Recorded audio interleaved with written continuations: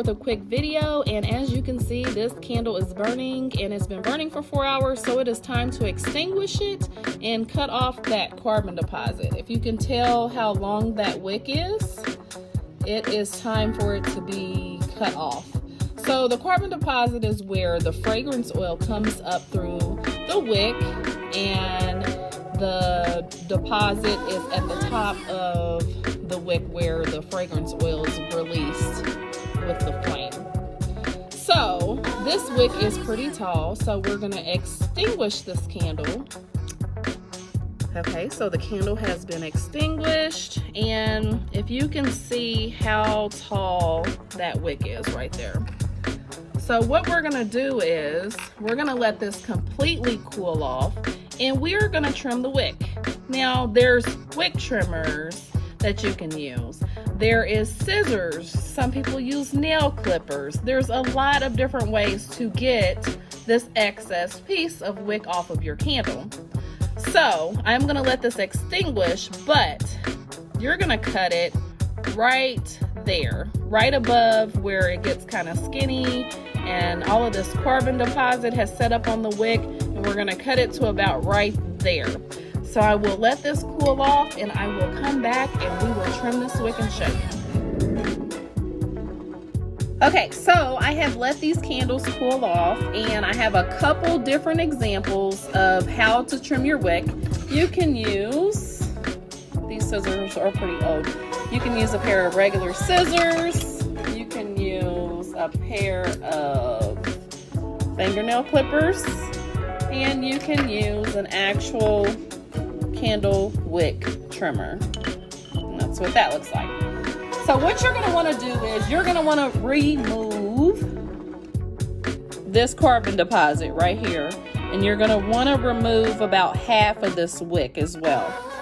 You want your wick to be short, so that way the flame is in control at all times. That's why you only burn a candle for it says to burn a candle no longer than 4 hours. So that way you blow it out, you let it cool off completely, you trim the wick so that way there's not debris into your hot wax. So I am going to show you how and what to trim. So I'm going to go down about halfway on this wick, trim it off. And there is just a little small wick peeking up out of the wax, and this is what we removed.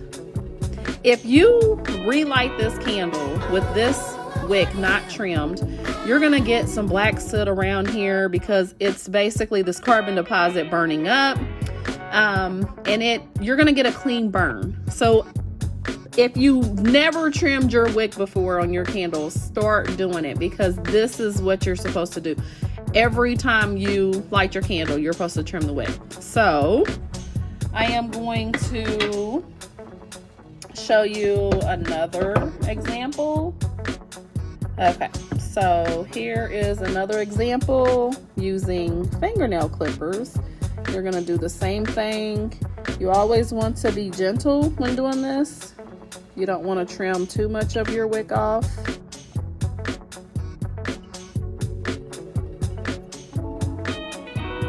Okay, so I trimmed that part of the wick off. So we have the carbon deposit.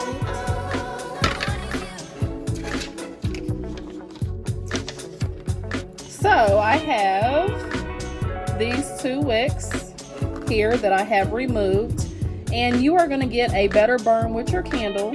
And I just wanted to show you guys how important this was, how to do it. You can use many different tools. There's different ways to do it, but you always want to trim your wicks. I hope everyone has a good night, and I will talk to you later.